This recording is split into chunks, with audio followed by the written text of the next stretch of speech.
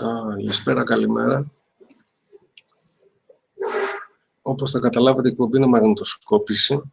Θα μεταδοθεί το βράδυ.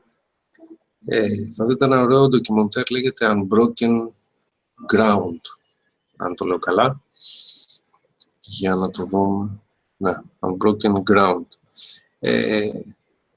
Το χάζευα πριν. Ενδιαφέρον έχει. Δείχνει τι γίνεται με την βιομηχανία τροφίμων και γενικότερα για το περιβάλλον. Ελπίζω να σας αρέσει. Καλή θέαση και θα τα πούμε.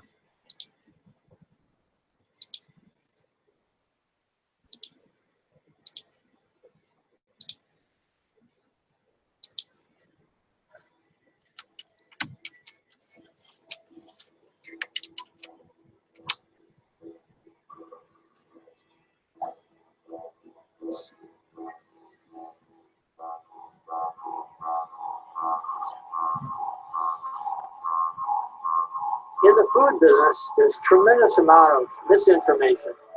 I mean, if you want to feed your family healthy food, you got to ask a lot of questions. Well, we seem to feel free to regard wilderness as sacred and agricultural land as profane.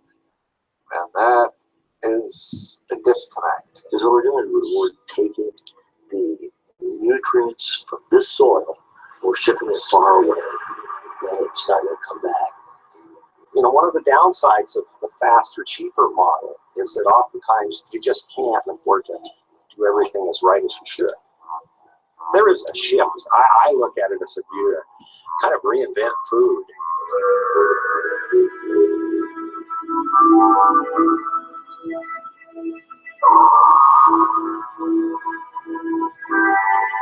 I've always believed that we need a revolution in society. Revolutions start from the bottom. They never start from the top. The bottom are these little small farmers and fishermen, and they're committed to the same things we are, which is doing something different.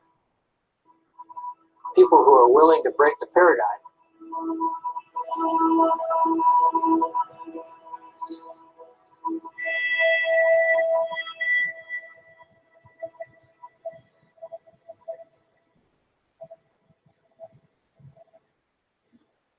I always thought of, you know, my company, Patagonia, clothing company, as an experiment.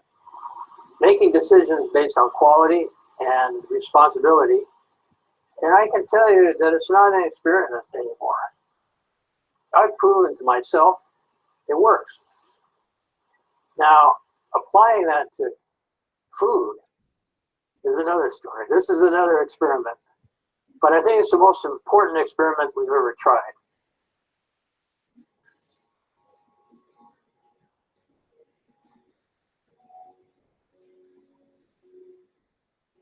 Grains represent some 70% of our calories, grown on about 70% of our acreage worldwide. Our crops that we currently grow for grain are all annual plants. Annual plants, when you have to plant it every single year. And that process involves disturbing the ground, creating a space for that seed. That plant comes up, you harvest it, it dies, and then there has to be a period of resetting the stage, preparing to plant again. Pretty soon we have degradation of soil happening as a rule when we start growing annual grain crops. Every time you grow cotton or corn or whatever, you're losing topsoil. And you can't do that forever. Regenerative agriculture actually builds topsoil. Wes is doing the most important thing in agriculture in 10,000 years. Soil is more important than oil, and as much of a non-renewable resource as oil. The rate of soil development is this sort of thing. It's a very slow process. I can tell you that. The soil of the Midwest took thousands of years to develop. I was hired at the Land Institute in 2001, primarily to work on what we call perennial wheat. This was a program where we're crossing wheat with a perennial grass. We have perennial plants that we eat that are apples, pears, nuts. But when it comes to something that is the staple of the human diet on large scales, we don't have any options. So we're trying to bring the perenniality of the perennial grass with the features of wheat that we like. Big seed, stuff we can make bread out of, good yield. Trying to bring those two things together from different species. That's a very complicated, challenging task, and we're still working on that here. We have a lot of different experiments here with the intermediate wheatgrass, or kerns as we call it. But this is like the heart of the breeding program, where we put out huge numbers of plants. So plant breeding is sort of like looking for a needle in a haystack. You're looking for that thing that combines the traits that you really want. I think every one of us working here believes that we're in this project to make a real change. By having a large, massive root system that goes very deep into the soil, we're bringing carbon out of the atmosphere through photosynthesis, pumped down into the root system. If you have perennial mixes out there staying in the ground, the carbon that gets captured can then stay there. It's a way to recarbonize the soils. Turns up is sort of the first one out, and there's still a lot of work to do on it. When I first published on this, I said it's going to take 50 to 100 years. Well, you know, we're ahead of schedule.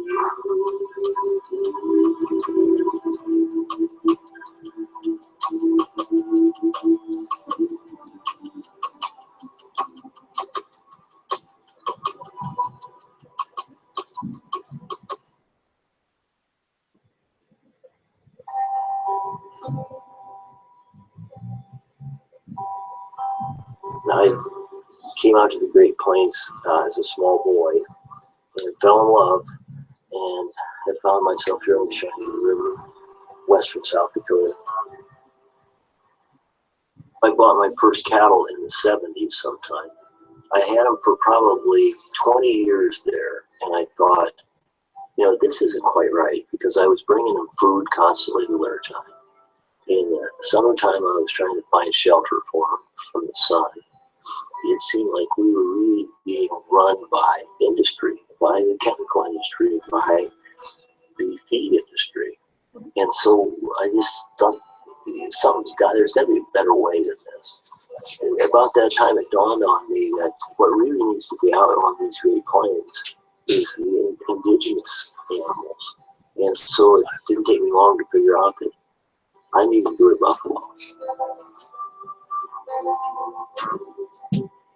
On the Great Plains, with the vast harshness, you need something that's a little bit more sturdy. It doesn't require all of that maintenance. Well, you need something involved here. Starting the buffalo on grass, finishing the buffalo on grass, harvesting the buffalo on the prairie. We don't have then the feedlot concentrations and the waste products from those feedlots. There's just so many sources of contamination and sources of greenhouse gases in the food supply chain that we eliminate by doing things the way the O'Briens are doing it here. Cattle tend to eat the grass right down to the ground, where you're not going to see that with buffalo. And so they kind of maintain their own pasture. The bison are awesome, but it really starts with the land. It's managing it in an appropriate way that keeps the soil and the grass is healthy. So that's critical. We're really grass farmers, and bison are one of the tools that help manage it. And of course, the meat is just a byproduct of that. Well, this is the Buffalo Nation. We bless the buffalo that's given to us, the jobs that are given to us by the buffalo. Thank you, Buffalo Nation. Bless our lives, bless our safety. Do this with good thoughts, honor the buffalo.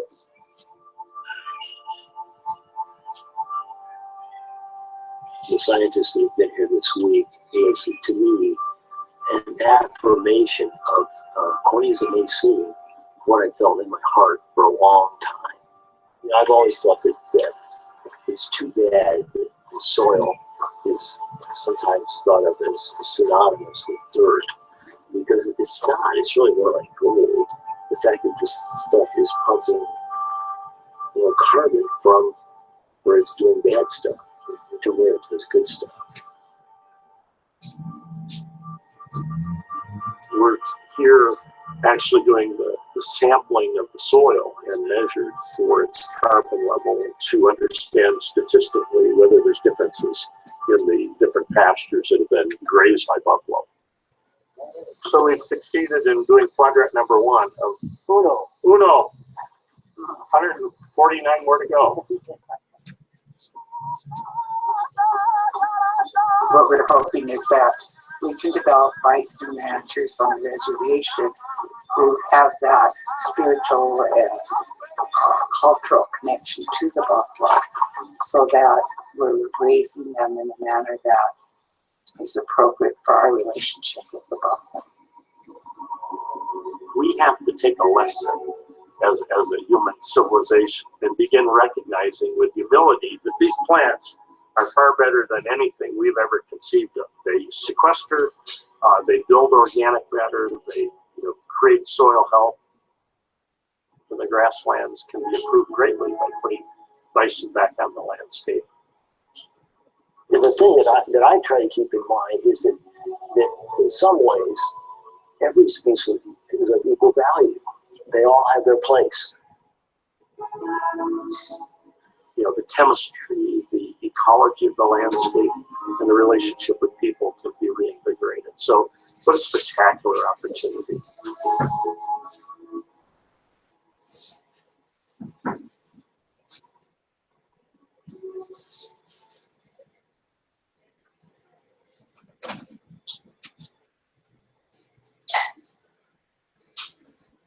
Nature loves diversity. Humans are always trying to centralize. We want to commoditize everything. And it's wrong. You have to break that paradigm. There's 60 million acres of wheat in this country. Basically, it's all the same. It's been defined by a commodity system.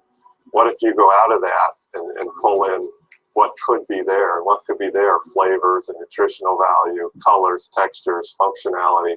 All of that's there just for the taking, but you have to go in and get it.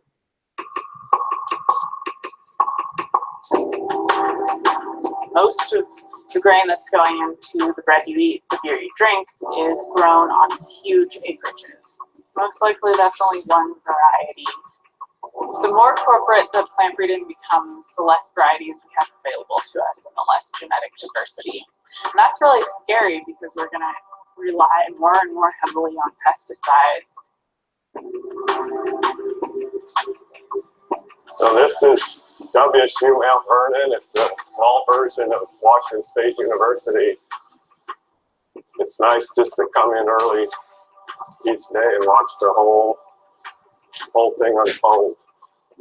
The sun, the weather, the plants are kind of in an internal spring here. The students are going to do crosses here. Basically, you just take pollen from one parent and put it on another. We don't call this genetically modifying. We're just making a hybrid the way that's been done for thousands or tens of thousands of years in nature. We can have these specific goals that were never the goals of breeders in the past, because it's always been driven by conventional farming practices and large milling industry and large baking industry. We have never specifically bred for organic farmers. So we've never bred for farmers who, instead of using chemical fertilizer, are using organic fertilizer, using compost. We've never done that before. The beauty, I think, of what we do is trying to figure out what you can get or what you can produce or what could be there. So one of our main jobs is offering options and alternatives. You can have buckwheat that works in a system like this and has incredible flavors. And then in a way you get pissed because you see how restrictive everything was in terms of our food. We call this the Magic Skagit Valley, and it truly is a remarkable place. There are over 80 crops of commercial significance grown here on about 75,000 acres due to the maritime climate and the wonderful soil that we have here. Just having PhD students and all of this activity at the station is just a very healthy thing. It keeps us all on our toes. Frankly, it's a real privilege to farm here, but it is also a big responsibility, because you don't want to be the generation to let it go. Our main goal is to first make what we do work for the farmer. As plant breeders that don't do GMO or genetically modified anything, make a crop that can yield a little more for the farmer and have the right functionality and flavors and nutritional value. Well, in June, we planted about 4 acres of buckwheat. The variety is called Koto, and it's a bit of an experiment. This is a much more viable crop than growing seed barley. It's going for a human food crop as opposed to a feed crop, which typically is very low value. It would be easier if the whole valley was one crop. You know, we just did that crop and sold it on contract. But I think it's healthier for the farmer to have this diversity. It's healthier for the soil. It's healthier for the community. Buckwheat we use as sort of a symbol of attempting to keep value where it's produced. It's really a nice model of this. It's a re-decentralization of what we do. This is organic full pint barley, just harvested yesterday. We'll run it through a cleaning mill, and then it will go. Some of it will go to malting, and some of it will go to an organic distiller. You know, people are making a statement, and they're saying, "We appreciate the way you farm, and we're willing to help you along the way to do it." And the bottom line is, you know, if 100 years from now, there are viable family farms on this valley floor, and salmon in our rivers like there are now, and ducks and waterfowl and shorebirds and everything that we have here. If 100 years from now all that still exists, everybody wins.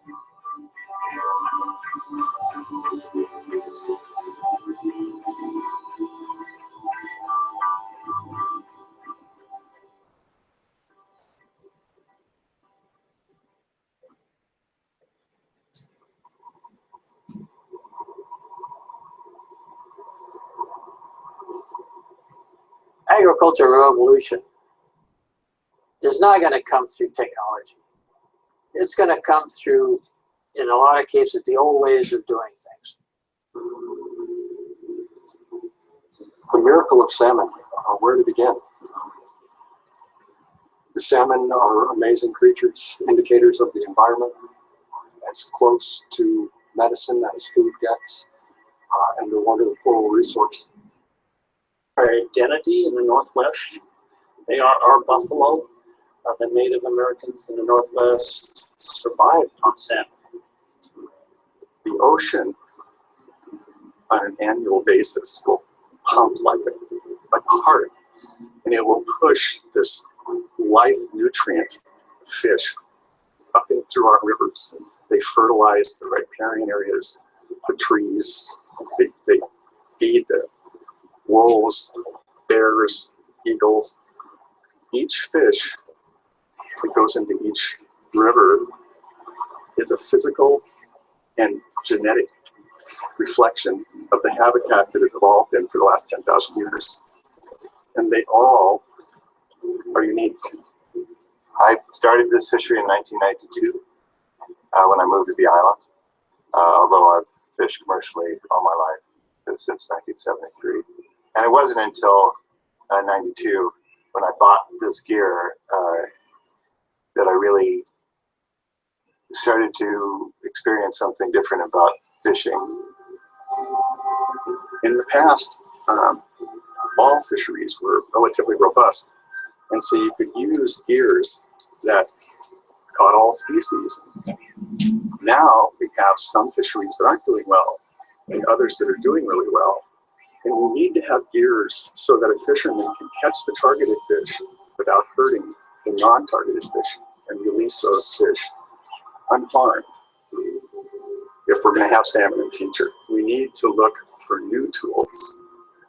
But in this case, the solution is not a new tool, it's an ancient tool.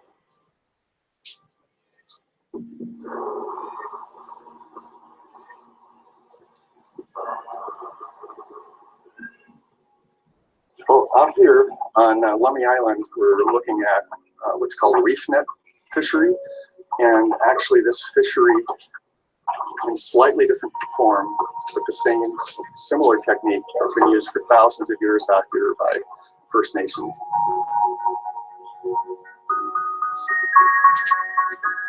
It encourages the fish by the observation of what they think may be a reef, which is actually developed by ropes with small pieces of plastic hanging down from the water.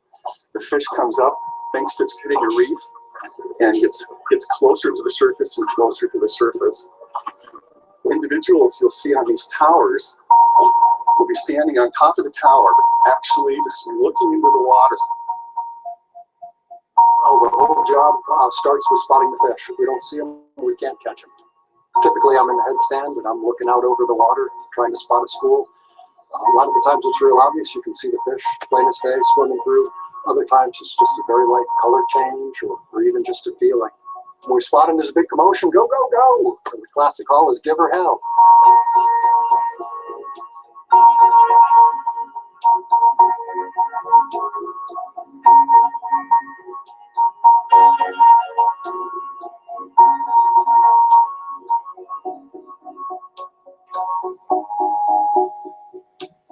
Instead of many fisheries where they're caught by their gills, they're just trapped in a purse and they slide them off into a live trap.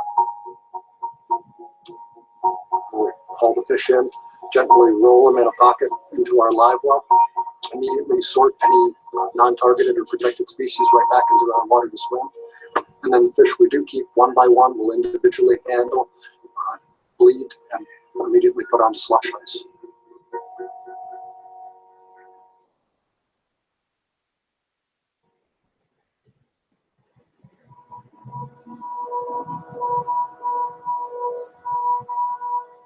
It is truly selective.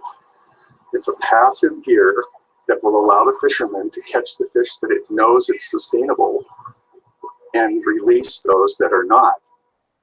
This fishery is the most selective fishery that I know of, and I've been doing this for 26 years. I don't know of another fishery that has a smaller footprint than we do.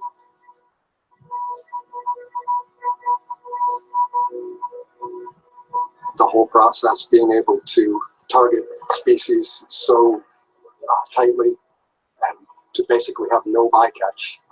No other fishery can do that. Without reef netting, a lot of these people would not be here. It's not just a job. People are passionate about our fishery and what we do here.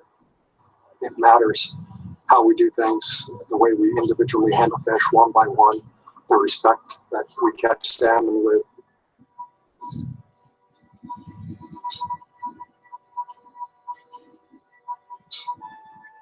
I think that learning from what we've done in the past has really helped us to figure out that we really do need to be taking care of the salmon and making sure that we are helping them to continue and to grow. We're all doing our part then to raise the level, the value, and spiritual value too of the salmon. We're providing a model. We're showing that this can work. And every year we'll get a little tighter. We'll grow a little bit more, and one foot in front of the other.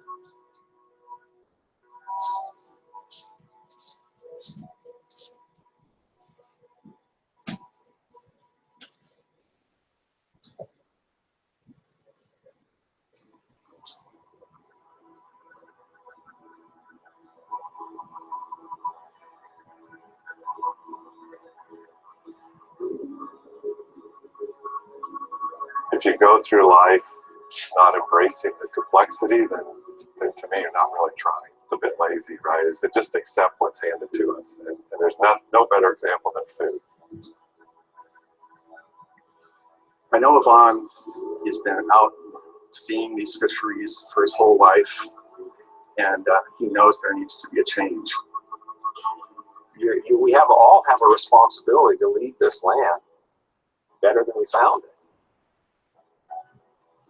I mean, I feel the earth movement here a little bit, and I'm so glad to be part of it.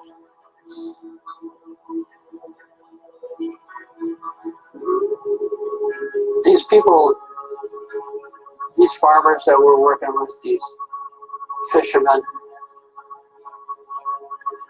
their eyes are wide open. Putting a small group together all believing in the same thing, all going in one direction. You can't believe what we could accomplish with that.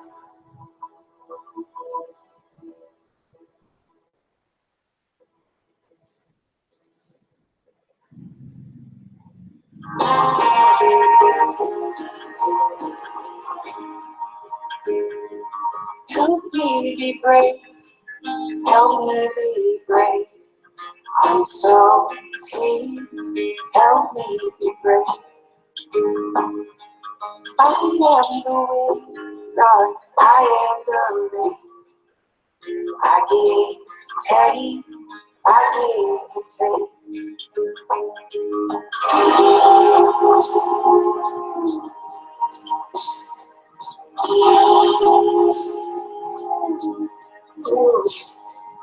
Be not afraid. Be not afraid.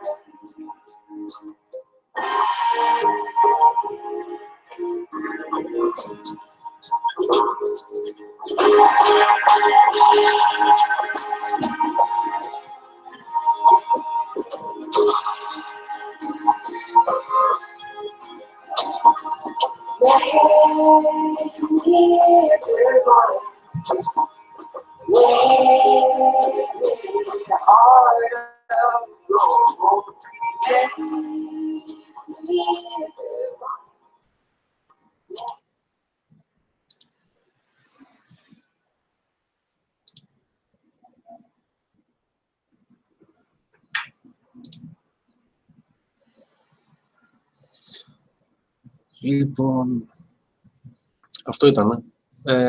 Όπως βλέπετε υπάρχουν τελικά κάποιοι άνθρωποι που την παλεύουν και το ψάχνουν. Ας μας γίνει μάθημα και ίσως να καταλάβουμε πιο πολλά. Και ίσως να υπάρχει μια ελπίδα. Καλό σας βράδυ.